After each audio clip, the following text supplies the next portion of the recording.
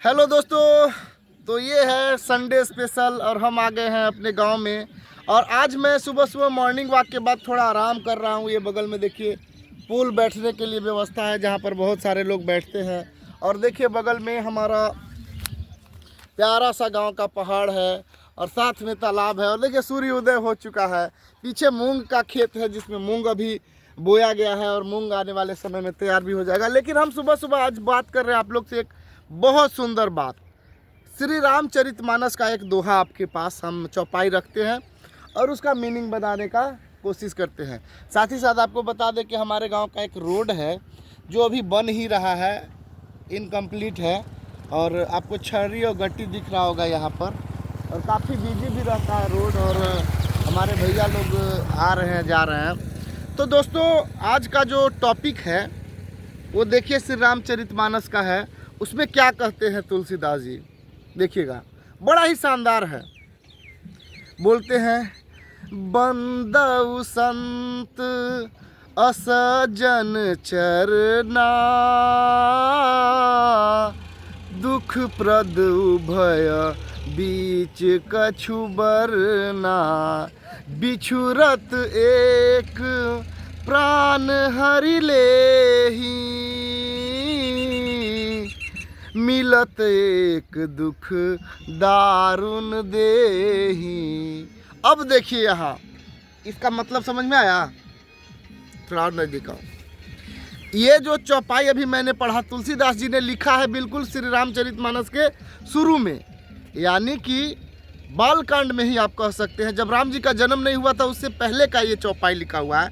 श्री रामचरितमानस में कहते हैं तुलसीदास जी, बड़ा मज़ेदार बात बोलते हैं कि बंदउ संत असज्जन चरना, मैं वंदना करता हूँ किसका? संत का और दुष्ट का। अब सवाल यह है कि संत का वंदना तो बढ़िया लगा, लेकिन ये दुष्टों का वंदना क्यों कर रहे हैं? तो खैर इस पर हम आएंगे। लेकिन कह रहे हैं कि मैं संत और दुष्ट दोनों का वंदना करता हूँ।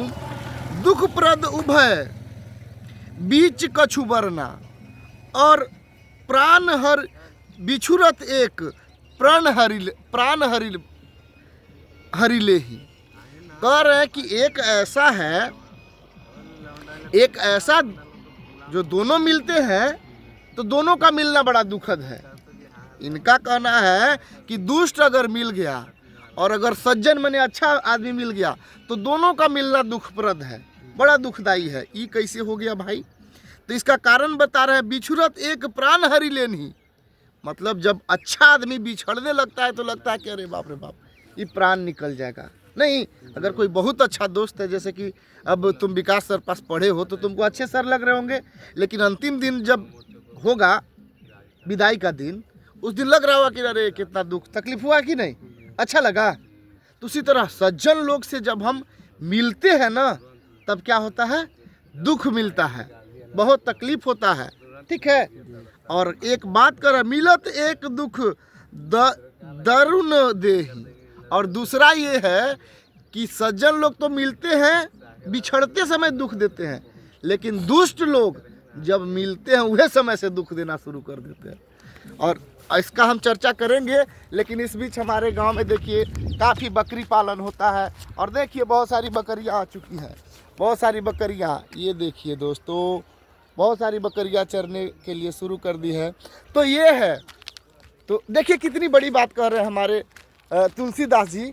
वो कह रहे हैं कि दुष्ट का मिलना और सज्जन का मिलना दोनों दुखद है, लेकिन फर्क ये है कि जब दुष्ट मिलता है उसी समय से आपको कष्ट देना शुरू कर देगा, लेकिन जब सज्जन बिछड़ने लगते हैं उस समय कष्ट देते हैं। और ये दोनों की मैं वंदना करता हूँ, ये बोल रहे हैं संत तुलसीदास। श्री रामचरितमानस में एक प्रसंग है कि वंदना, तो श्री रामचरितमानस में आप पढ़िएगा शुरू में, तो संत का भी वंदना है, गुरु का भी वंदना है और असंत का भी वंदना है, यानी दुष्टों का भी वंदना है। तो बिल्कुल सही है, दुष्टों का वंदना भी जरूरी ही है, क्योंकि अगर दुष्ट नहीं रहे तो अच्छा आदमी का पता ही नहीं चले। अगर सब आदमी अच्छा ही हो जाए तो अच्छा आदमी का वैल्यू रहेगा? नहीं रहेगा।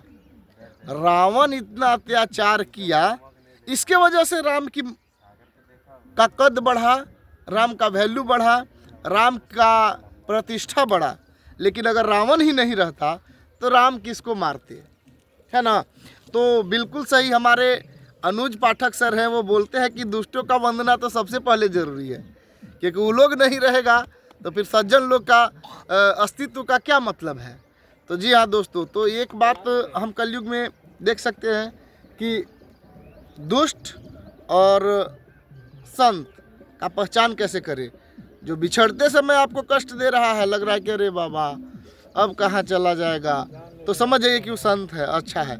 और जो मिलते ही 420 खेलने लगा, वो समझ जाइए कि दुष्ट है। बहुत बहुत धन्यवाद दोस्तों, थैंक यू सो मच।